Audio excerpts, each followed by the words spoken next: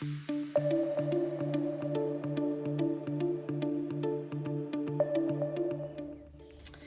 I want to get started on my next book, and this book, the purpose of it is to be able to experiment, to put down ideas, possibly to journal things that I feel like my spirit is telling me for future projects or future books, or, there's all sorts of creative things that come to me at the weirdest times. And if I don't have something to jot down my ideas, whether it's through words or color or pictures, then I find that I forget very, very easily. So I want the book to be small because it's meant to just be a quick reference, or it's a quick way to fill a page when you have just a small page. Anyway, you could be at a botanical garden or walking through the woods, or sitting in the car waiting to pick up your son or your daughter or your grandchild or something of the sort, and see something that inspires you, like a leaf, or and you love the way that it's moving or shaped or shadowed, and you want to document that so you won't forget, or so that you can use it in a future project. So this is how I like to use my little books. So that's the idea of the book. I like this landscape format more so than that up and down like that. You can tell I make them in all sizes, but I love how they go in that landscape direction. So with this book, even though this is the cover that I want to use, and it is kind of an up and down thing, I am still going to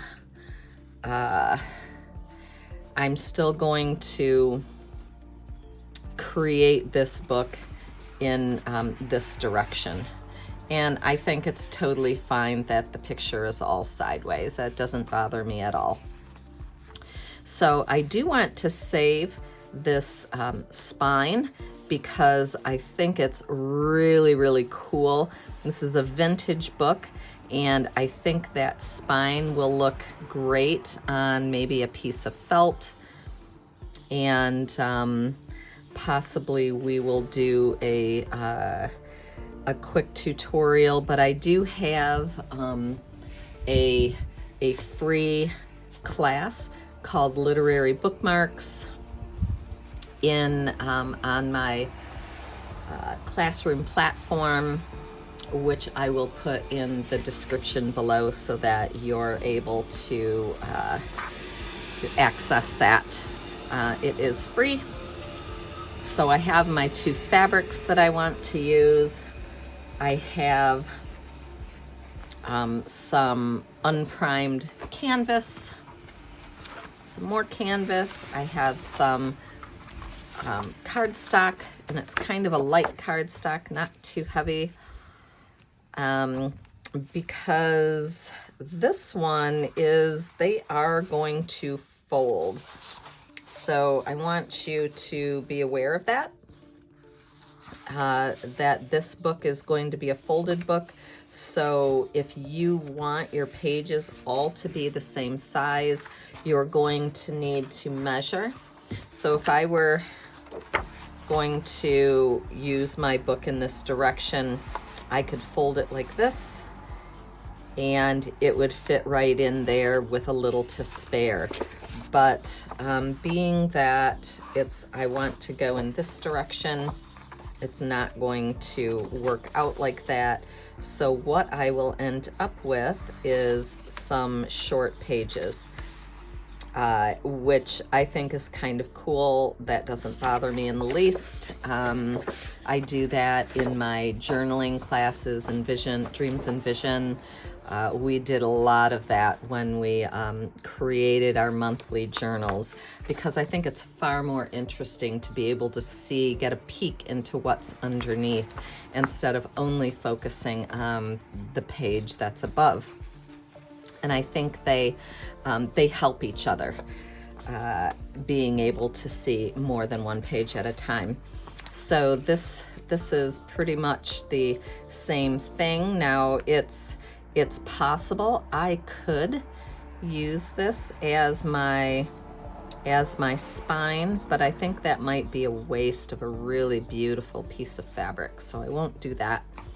I will most likely just use it in the book, however it is that it works out. The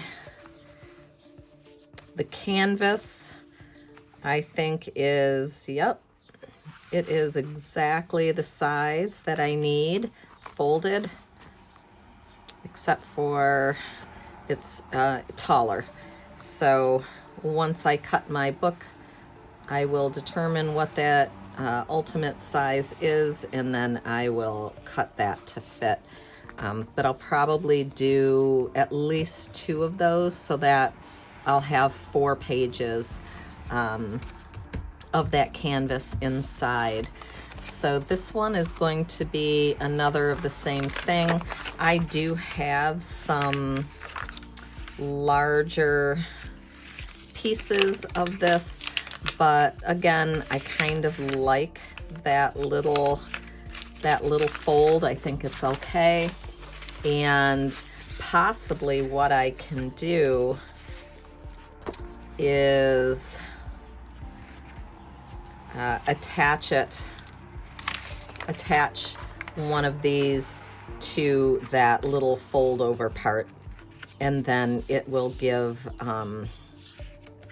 this something to hold on to. And I will use this really, really beautiful piece of fabric as well. So probably, yep, okay. So I won't get 2 pieces out of it, but I will save the other half. I want to keep this blue part. That's what I want to put in the journal.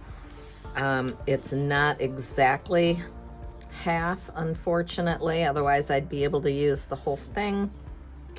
But I will save, I might still be able to. I will save this other piece for another journal. But it's definitely long enough to double it, to create a page that opens that in that direction. So, and then some. Yeah, so that's really nice. I really like that. And then I also have this piece. And this piece, it's a stiffer 2-sided deal, and I'm not exactly sure how I'm going to use this yet. I may end up lining my covers with it. I'm not exactly sure. So I will add in some other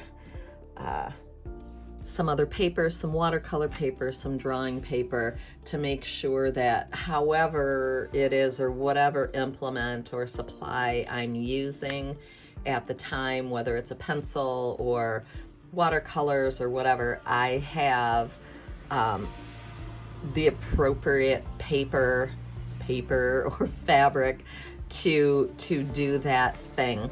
The last thing that I would like to do is to also create some sort of an envelope, or glue in some sort of an envelope that can be used to hold smaller pieces that aren't going to actually be sewn into the book. I have all of the pieces cut, I think, that I want to use in my book. And as you can see, some of them are shorter. These are the ones that I talked about attaching to the little pieces that will be coming out. I think they're really cool. And I wanted to show you a little trick that that I learned. I'm not a huge measurer, so for me to sit there and say it's, 4 5/8 by 6 2/3, that's just not my gig. So I do things like this, and this is why I love to use acrylic rulers. And I can get an idea of what the size of something is. Now, when you cut your papers, you want them, if you don't mind if they stick out of your book, then you don't necessarily have to worry about them being smaller than the covers. But if you notice on regular books, there is about 1/8 of an inch along all of the edges that of where the inside pages lie, so that the cover protects those outside those pages that are inside. So usually what I will do is I'll measure that inside paper. So for instance, this one is 7 1/4.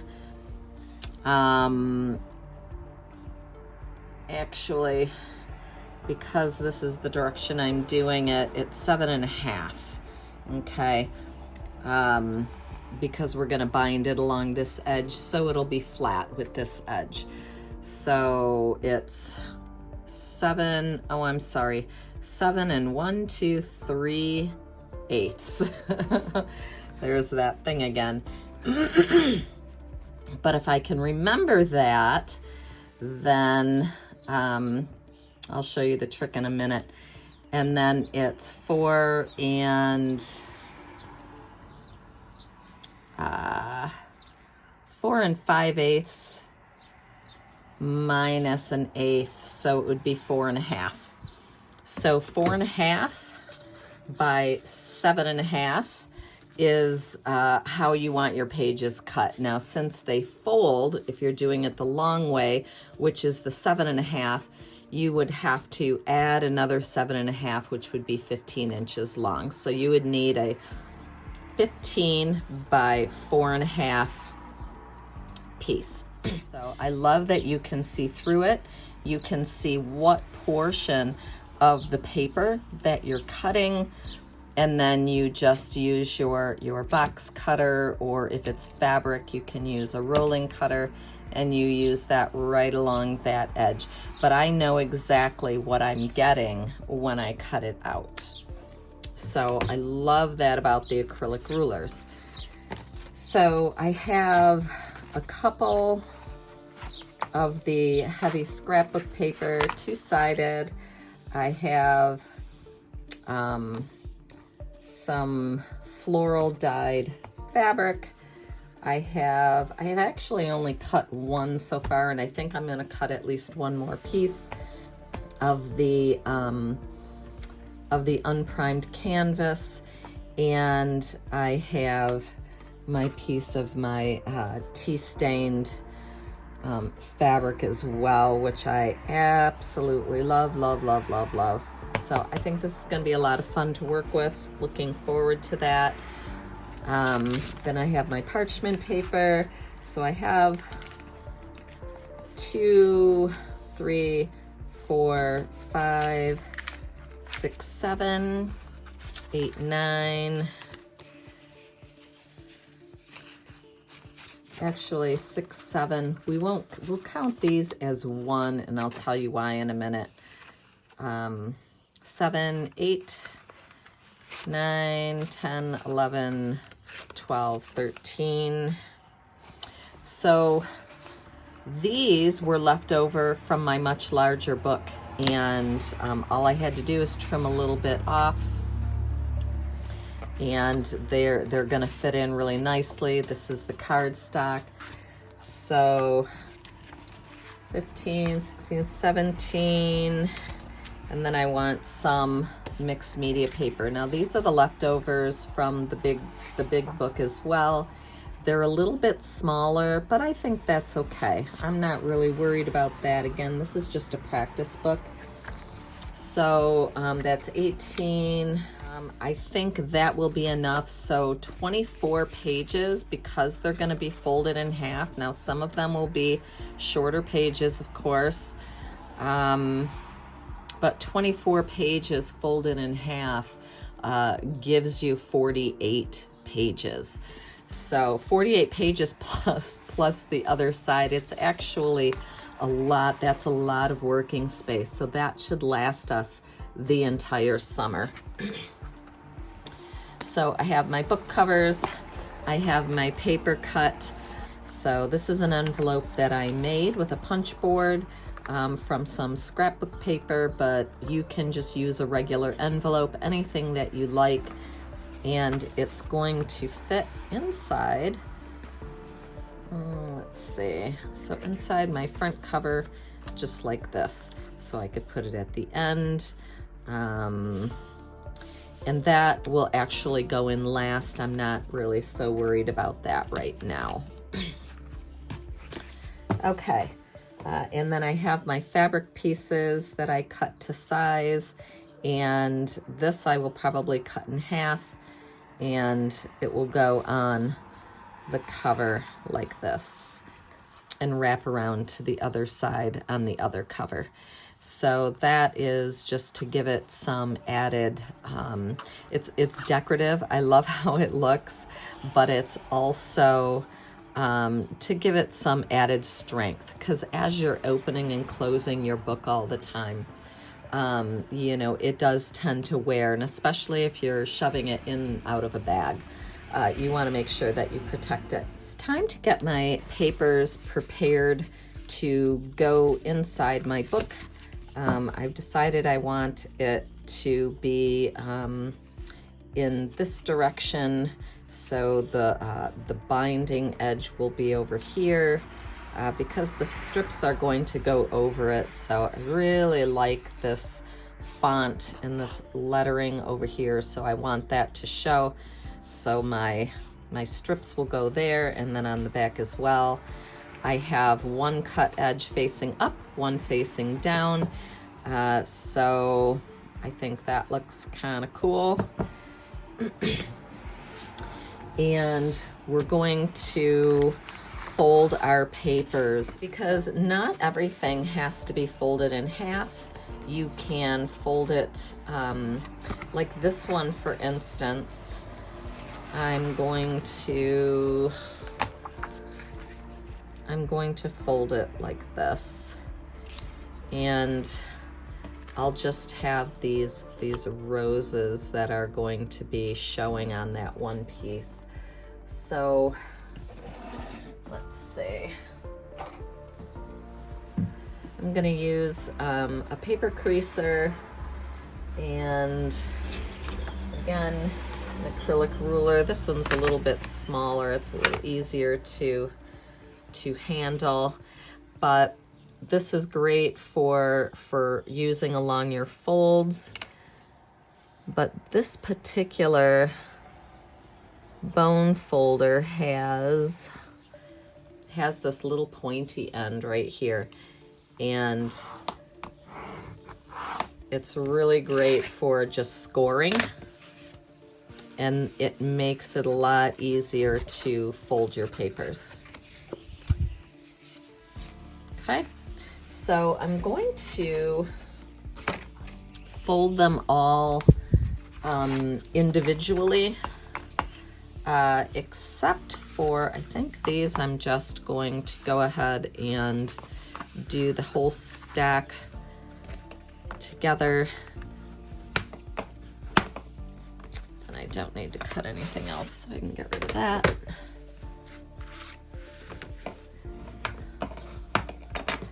Now I may need to trim some ends when it gets time to bind them together, but I want to get everything kind of just folded first, so, and we can decide after that how we want to go.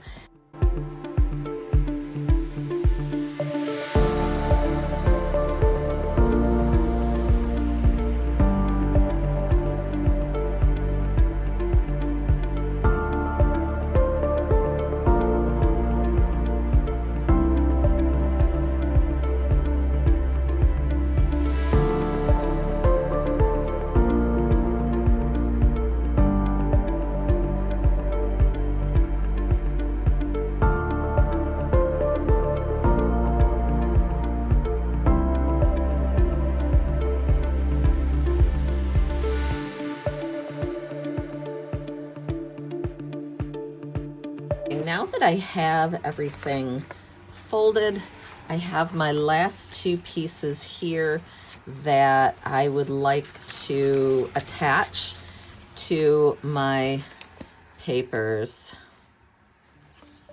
Now, there's two ways that I can actually do this. So they'll go,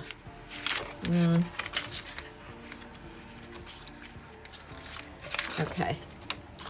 So this paper size is exactly the size of the book. So with this fold, we can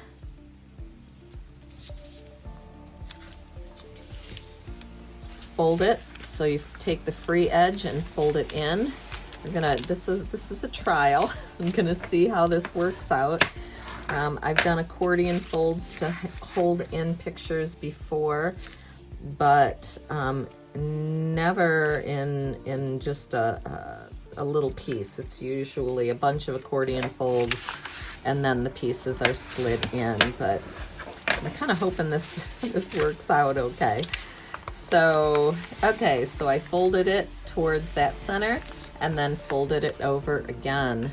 So this can slide right in here like that. Perfect, perfect, perfect. Okay, so that's exactly what I want to do. Oh, whoops.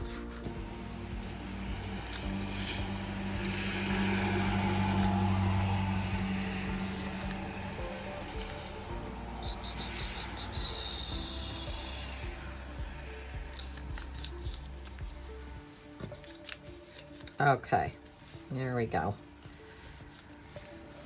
So what you want to end up with is a fold that can be sewn into the book, and then another fold that can hold your paper like this.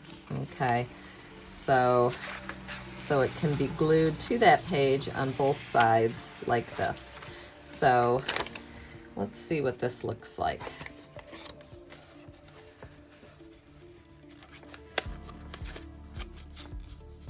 So it's basically folded in thirds. And I don't even know how to begin to tell you to do that. So geometry is not my strong suit.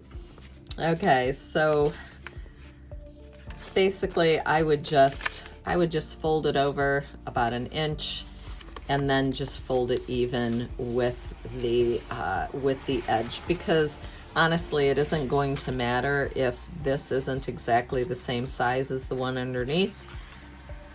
It just isn't going to make a difference. So yep, I like it this way. So then you have to decide, you know, in what direction. Ooh, I kind of like it like that. Do you want it to go?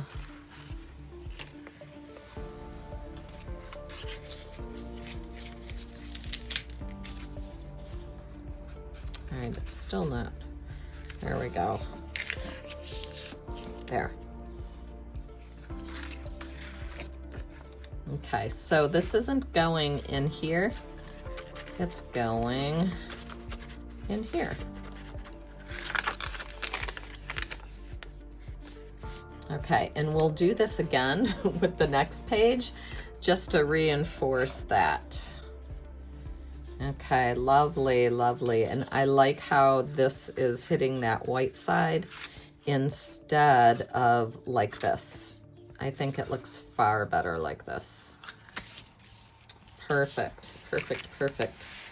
Okay, so, and then I'll be gluing this.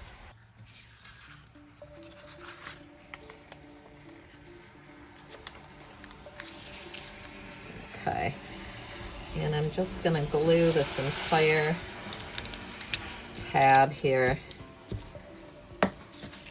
because it will go right into the crease and then over like that.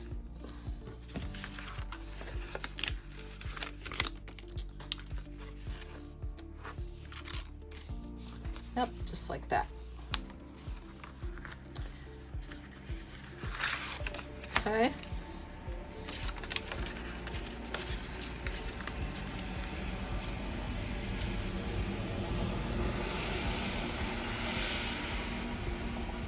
Give that a little glue as well.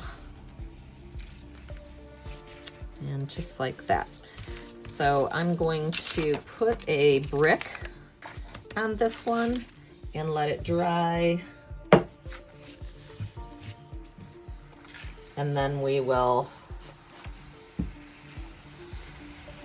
do it again and see if we can figure out exactly what this looks like.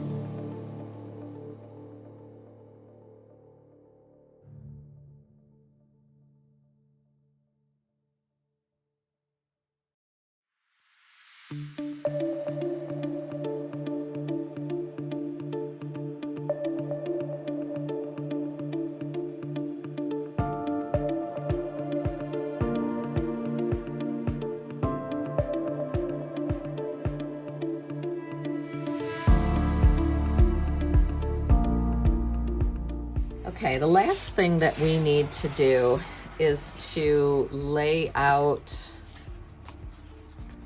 our pages. So I want to open my book like this. Okay, again, I have one cut edge up, one cut edge down, and I want to vary all of the pages that I have. So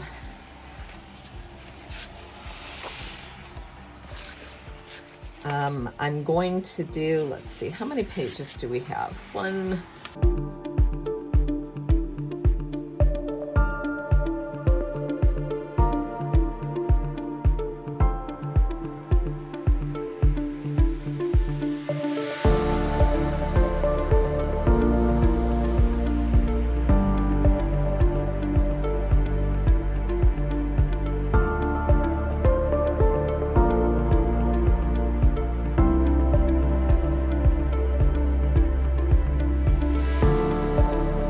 So we have 20. So we will do 4 signatures with 5 pieces of paper in each of them. Okay, so 4 signatures. So this is how I arrange my papers because it works for me. It's the easiest way for me to make sure that I'm getting everything distributed kind of evenly. 1, 2, 3, and 4. And then 1, 2, and 3. Okay. There's 4 of these, so 1, 2, 3, and 4.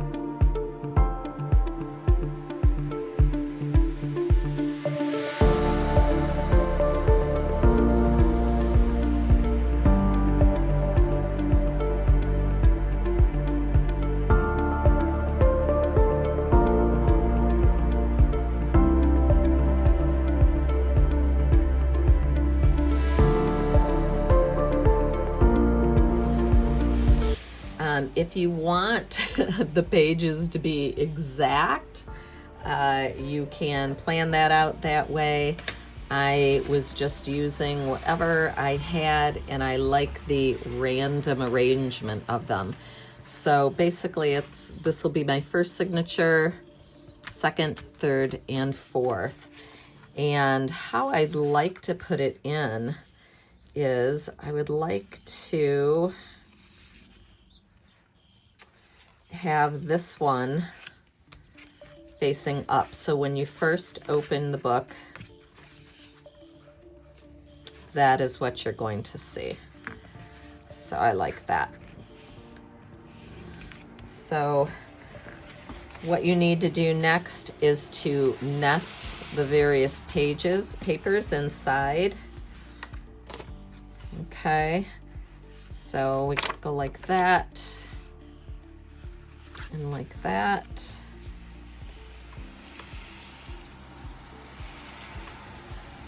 And like that.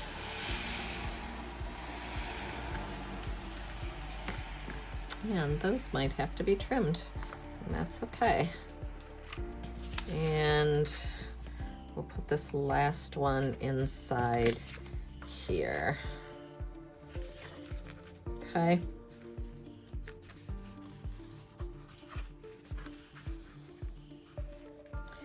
And you can trim everything afterwards, after you get your signatures all set up. And you're gonna have a little bit of shifting when you start nesting them in. So that's where you're going to end up with those pieces that are gonna stick out, but they're easily trimmed. So just pushing everything in as much as I can and clipping it. So that's, when I open my book, this is what I will see. And I kind of like that. Okay. So that's the first one.